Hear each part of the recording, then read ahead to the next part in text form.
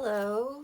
If you are receiving this channeled message, you are guided to go deeper into your spiritual practice, to go deeper in your relationship with the divine, to build an altar or a temple or a sacred space, a shrine, using found materials or whatever you have on hand. You don't really need to buy anything, and you're advised not to buy anything that you don't really need, but first to focus on the things that you've already got. And it's not how much you spend on these things, it's what they mean to you. It's the time and the energy and the attention that's more important than money. You might need some candles, there may be some things that you do need, but that was an important part of this channeled message today. It's about the devotion. It's about the reverence for the ritual and the ceremony and partaking in these ceremonies. Okay, you're also meant to give an offering, making some kind of an offering at the temple, at the altar, at the shrine. Light a candle, giving thanks. Ask not what spirit can do for you, but what you can do for spirit. Not what spirit can do for you, but what you can do for spirit. Going deeper into your spiritual, esoteric, occult studies. If there is a book you've been meaning to read, like a sacred doctrine or just like an important book like this, it's time for you to read that book now. A spiritual book, an occult or esoteric book, even a book on witchcraft, whatever your personal approach to the mystery, to the miracle, to the magic, to the divine. You're being called to go deeper. There are messages that are trying to reach you and experiences that you are meant to have. If there's a working that you've been meaning to do, or a prayer or meditation session or a pilgrimage you've been meaning to take, visiting a holy land or a holy place, communing at a holy temple with spirit, now it's time to go. It's time for you to do that. If there's a sacred landscape that's calling to you in nature, the forest, the desert, the mountain, the ocean, the river, it's time to visit that place. There are experiences and messages you will have and receive. Another part of this channeled message is saying, don't procrastinate. Honor your own pace at your own timeline, going at your own pace, yeah, but don't procrastinate. Don't just do nothing, because there's a risk that you could stagnate if you wait too long or if you put it off. Now is the time to do it. Do the thing, or make the plans and prepare and then go do it. Yeah, so again, there's this idea of not buying anything you don't really need to make this happen. Obviously, there may be some expenses involved, but you get the point.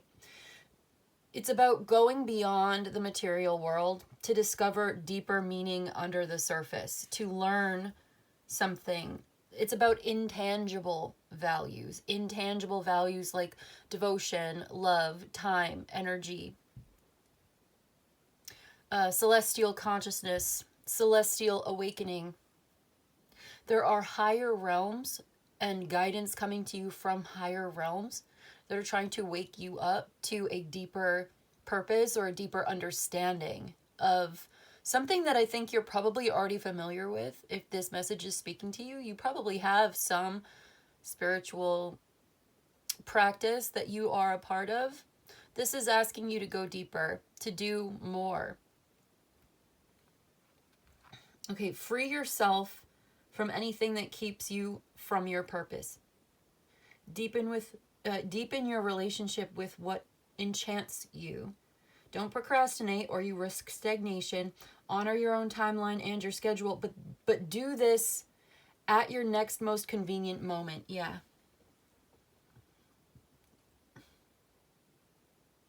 It's like you're waking up to the true nature of reality, or something true in the relationship between yourself and spirit that's coming into your consciousness.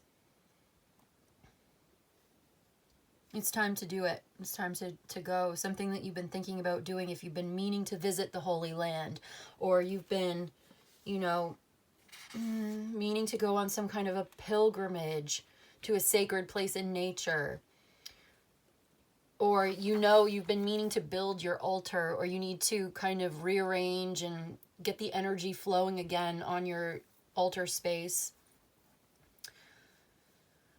it's time to do it. It's time to build this thing, to do the thing.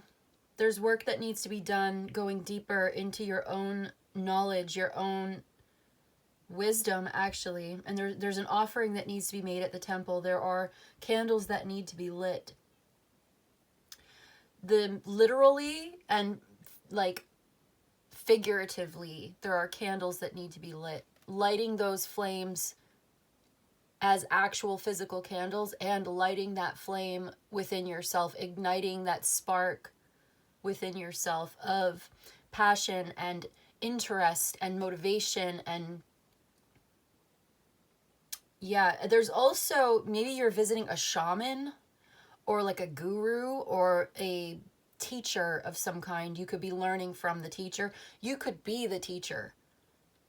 Once you've awakened in yourself and you've become the expert and you've become the master of these things, you will then be called to teach others. You will be awakening others as well. Other people will also be inspired by you as a torchbearer. You're lighting the way. So let's see. I've got my notes here, obviously, because I've been channeling this message. It's actually pretty important for whoever it is that's seeing this. Whatever your idea of the divine is, it's time to go deeper in your relationship with the divinity, the magic, the spirituality, the occult, the esoteric, the holy, as you understand it. Making that pilgrimage, visiting that holy land, observing the holy days, the moon phases, the wheel of the year, doing your rituals, your workings, your ceremony in accordance with the symbolism and the deeper meaning of these days and events. Visiting a shaman, consulting a wise woman, growing your own special herbs, like it's time for you to plant those seeds and grow those herbs. Maybe you already do these things. Wherever you're at, these are just examples of what you can do. Maybe some of them you already do these things. Maybe it's time for you to start if you're not already. These are just examples of what you can do, but it's going to be personal to you. And the most important thing is that you're going deeper into your personal relationship with the divine as you understand it. So however it calls to you, it's time to answer. Are there books that you've been meaning to read? It's time to read them. Or is there someplace that you may be traveling to do this? It's time to go to that place. You could be joining a group or a community or a class of like-minded people who are also on the same path, on the same journey. You could be going to a church or a temple or something like this where you are participating in a group activity, but this is specifically like to do with your personal spirituality, your values, your beliefs. So make sure if you are doing a class or a course, even like a yoga class or something, make sure that your heart is truly in it. That the most important voice here is the voice of your own heart, that this is speaking to you, that you do feel inspired by it, that you do feel the spirit within you, that it awakens that celestial spiritual consciousness within you. That's the point of the devotion and of the practice and of the working or whatever it is that you're doing, is that it's meant to bring that fire within you. It's meant to make you feel something, to move you inside and out. Because I think there are some things that it's not just something you're doing alone in isolation, although it starts from within yourself. The most important part of it is within yourself. There's also something that relates to community and other people. What is it? Yeah, because sacred service is the call of the divine. Devotion to your holy work spreads goodness to all. So it spreads this goodness to everyone around you and everyone in the world, really. It brings up the whole consciousness of the world. Take care of your own well-being and your awakening consciousness. Build a shrine with found materials. Yes, I know I'm repeating some of this, but I want to make sure I got it all, okay? This is connected to your purpose. This is your life as a sacred gift. igniting or feeding your own inner flame. Okay, so you may be literally traveling for an actual pilgrimage, but the journey here is also from the head to the heart, from the body to the spirit, to connect your own soul, to connect with your own soul and to facilitate the connection with the sacred in your everyday life. And remember, to sacrifice is to make sacred. Offer up something to the greater good to lighten your load and become more able to serve. Yeah, that's that offering. It's a call to action, really. This is a call to action for something to be given or given up for the sake of the deeper connection or the bigger picture. So, is there something that you know that you need to give up, like a habit, or specifically when it comes to like materialism or materialistic behaviors, buying things that you don't really need was a big focus of this channeled message? Like, for me, that would translate to online shopping that I don't really need to do. There's I think it's a Swedish proverb that says, he who buys what he doesn't need steals from himself. And I felt that was important to this. It's like there are things that you don't really need. And perhaps you are pursuing certain materialistic values or whatever, status symbols or just things, filling your time with things, when really it's never satisfying to you. So if you're always like buying stuff online, like clothes, for instance, and now I know I'm talking to myself, and you know, you really enjoy it. It's fun. It's like a hobby. It's like a pastime. You know, the whole process, you get the dopamine and then it comes in the mail and then you try it on, but then you're never actually satisfied, even though you may love your clothes. And, you know, it's like an art form. Fashion is an art form. And so this is not to denigrate. It's just to use as an example because it never ends and it's never satisfying. Not really. It's a very short-term gratification and there's always something more that you want. There's always going to be something else that you want.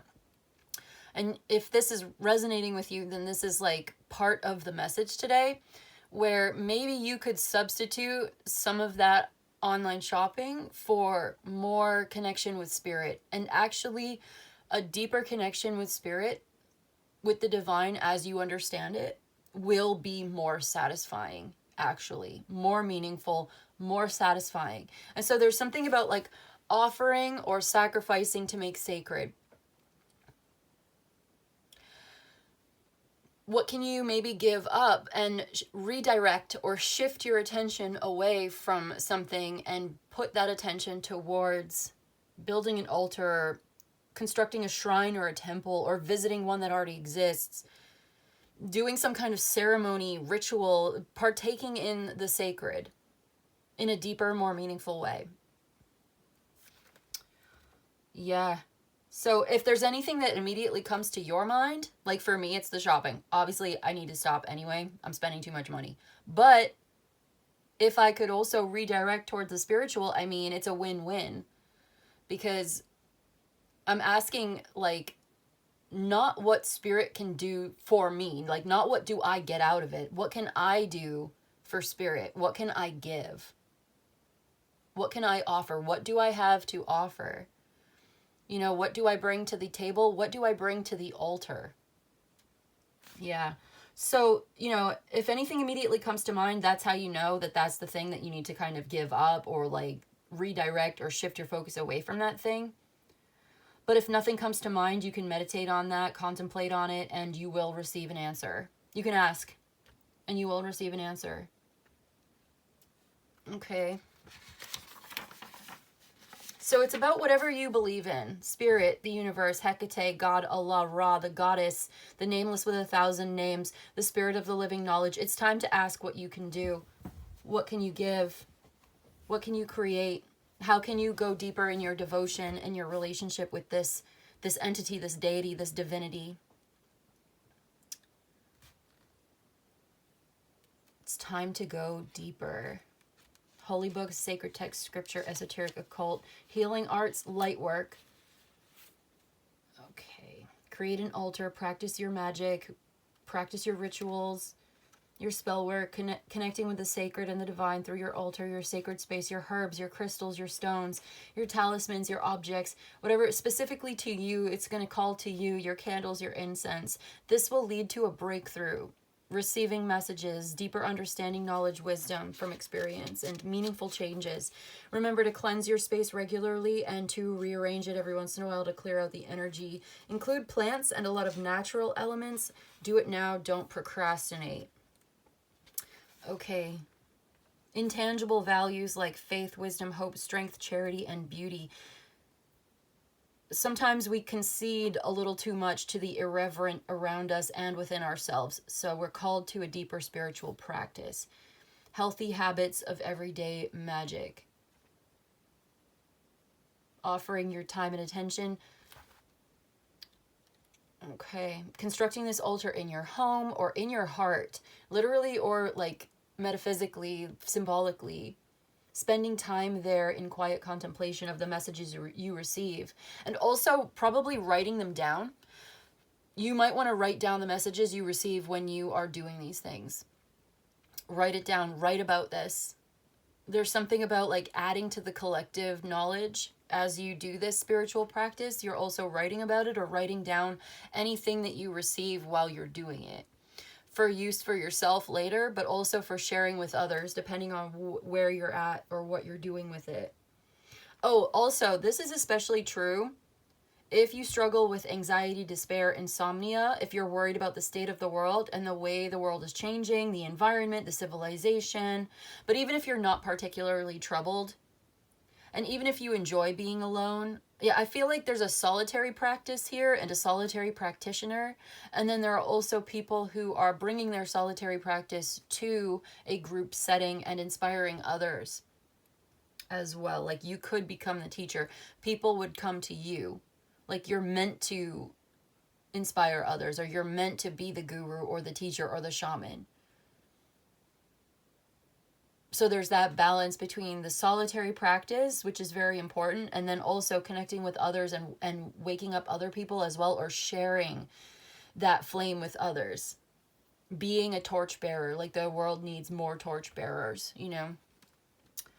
Oh, but like even if you're not particularly worried about the world, you're still supposed to do this if this is resonating with you, if you're receiving this message right now. It's a call to action, to spiritual practice, to light work, to love work, to be the student and the teacher, to radiate solar energy and lunar energy into the realm of your existence, to a higher vibration, a deeper connection with the sacred and the divine.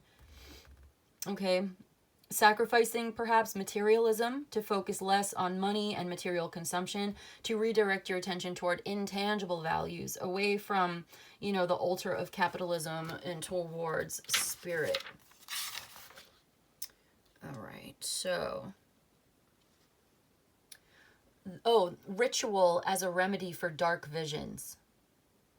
So if you're having dark visions, it's time to do rituals at your altar, and this would be your remedy, healing remedy. Yeah, because there's definitely a healing modality in all of this. Okay, pay attention to the details, hone your skills with practice, get good at what you do, strive to master your craft. Travel, get moving, things will get better, work on it. Sudden movement or change, news, communication change, clarity coming in, shifting the direction of your work. You'll have a better understanding of your work if you get going, go out and shift that perspective. Things will improve with dedication, focus, and movement. You've been maybe waiting for this, contemplating, maybe procrastinating, but it's time to do it. This is like, you're meant to act on this.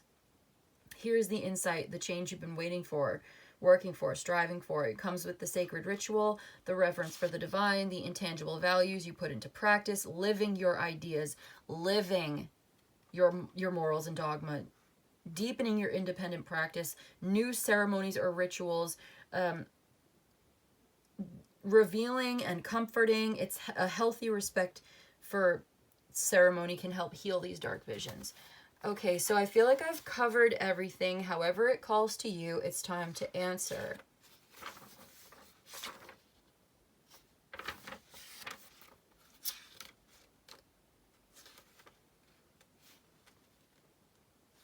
Okay.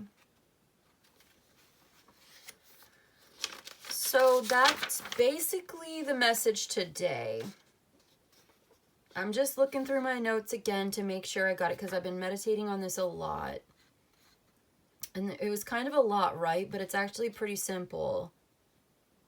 Oh, approaching it with a beginner's mindset as a student, willing to learn and to do your part. Not putting it off. Yeah, we already said that. But yeah, approaching it as the beginner, no matter where you're at in this. Because there's something new that's coming in, a new depth, a new understanding. So approaching it as if you don't already know. Putting the ego to aside will help you to accumulate or assimilate new knowledge, new ideas. But the important thing is the time and the energy, your intentions and your devotion. Going to go deeper into your understanding of the sacred texts, the books that you read or that you've been meaning to read, and constructing an altar or a sacred space. Okay.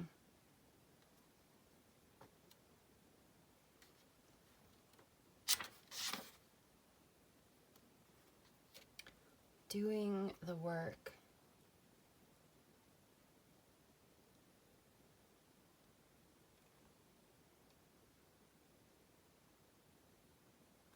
Right, the healthy reverence for the divine, healing practice of the sacred through rituals and ceremonies and offerings, lighting candles, saying prayers, working spells, giving thanks, contemplation of deeper meaning, meditation to hear the spirit of the living knowledge speaking to you, connecting with divinity and the sacred in your heart and body, the temple within, the sacred spaces, building an altar, building a practice. This is your guidance. This is what you need, and this is what spirit needs from you. So ask not what spirit can do for you, but what you can do for spirit.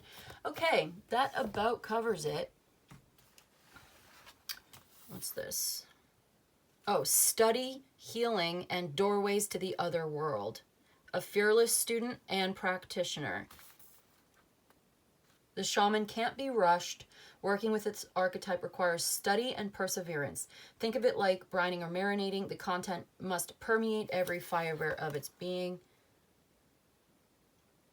Contrary to popular belief, the shaman archetype appears in every vocation.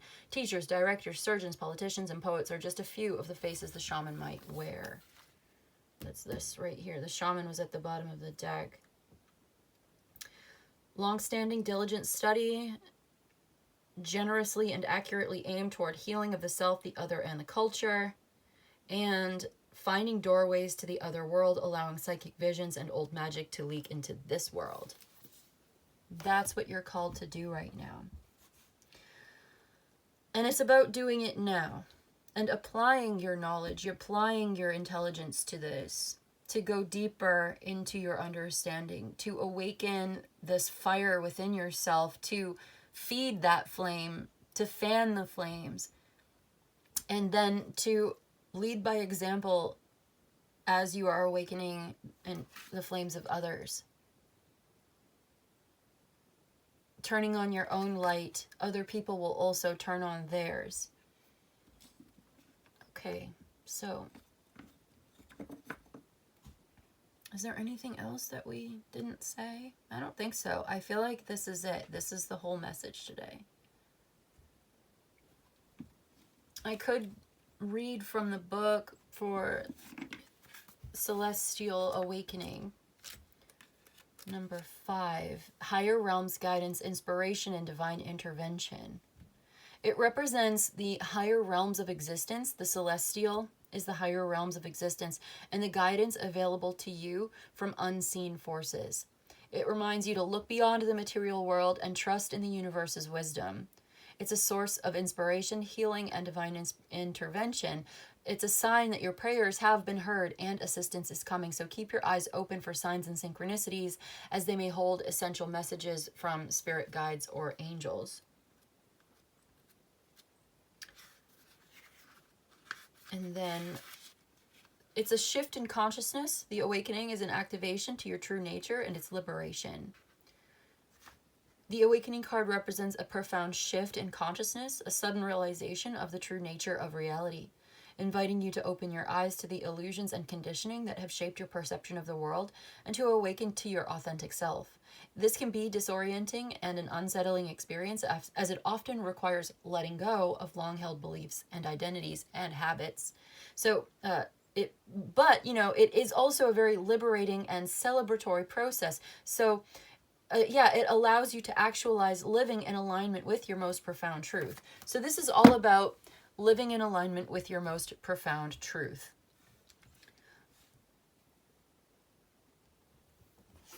What was it? It was said before. Freeing yourself from anything that keeps you from your purpose and living in alignment with your most profound truth.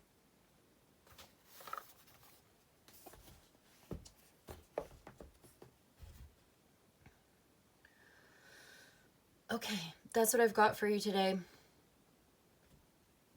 If you received this message and you'd like personal reading, you can email me for that. I would love to hear from you. I love reading all of your comments. When you like, share, and subscribe to this channel, it helps this message reach other people who need to hear it. So thank you very much for that. This is your call to action. However Spirit speaks to you, it's time to answer. And that's it. Thank you so much. Have a great rest of your day, and I'll see you in the next one, okay? Bye-bye.